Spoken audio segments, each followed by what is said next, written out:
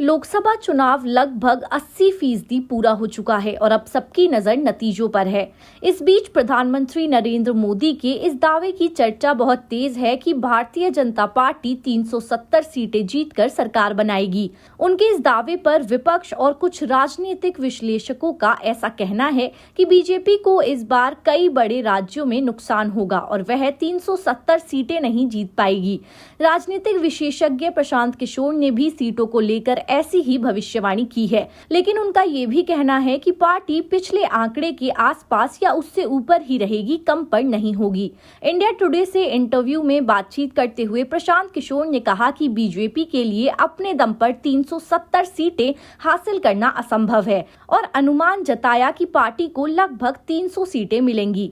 प्रशांत किशोर ने कहा कि जिस दिन से पीएम मोदी ने कहा कि बीजेपी को 370 सीटें मिलेंगी और एनडीए 400 का आंकड़ा पार करेगा, मैंने कहा कि यह संभव नहीं है। ये सब कार्यकर्ताओं का मनोबल बढ़ाने के लिए नारेबाजी है। बीजेपी के लिए 370 सीटें हासिल करना असंभव है, लेकिन ये भी निश्चित है कि पार्टी 270 के आंकड़े से नीचे नहीं जा रही है। मुझे लगता है कि भाजपा पिछले लोकसभा चुनाव में मिली संख्या के बराबर ही सीटें हासिल करने में सफल रहेगी, जो कि 303 सीटें या शायद उससे थोड़ी बेहतर हैं।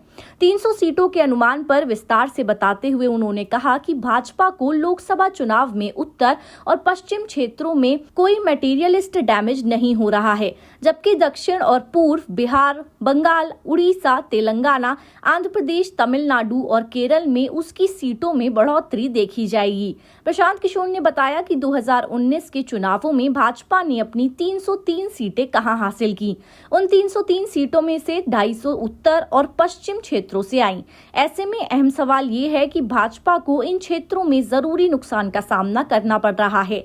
वर्तमान में पूर्व और दक्षिण क्षेत्र में भाजपा के पास लोकसभा में लगभग 50 सीटें हैं। इसलिए माना जा रहा है कि पूर्व और दक्षिण क्षेत्रों में भाजपा की हिस्सेदारी 15 से 20 सीटों पर बढ़ने की उम्मीद है, जबकि पार्टी को उत्तर और पश्चिम में कोई खासा नुकसान नहीं हो रहा है।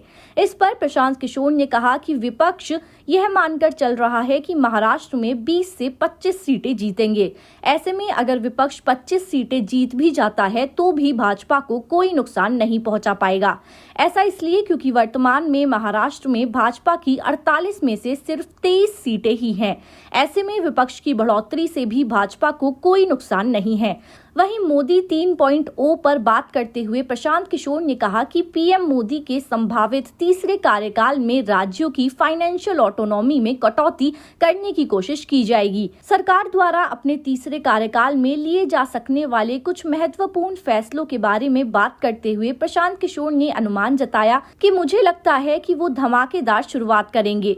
व्यापक रूप से सत्ता और संसाधनों का केंद्रीकरण होगा। साथ ही उन्होंने ये भी कहा कि राज्यों की फाइनेंशियल ऑटोनॉमी को कम करने की भी एक जरूरी कोशिश की जा सकती है। तो ये थी प्रशांत किशोर की समीकरण। आपकी इन सब पर क्या राय है, हमें कमेंट में जरूर बताएं।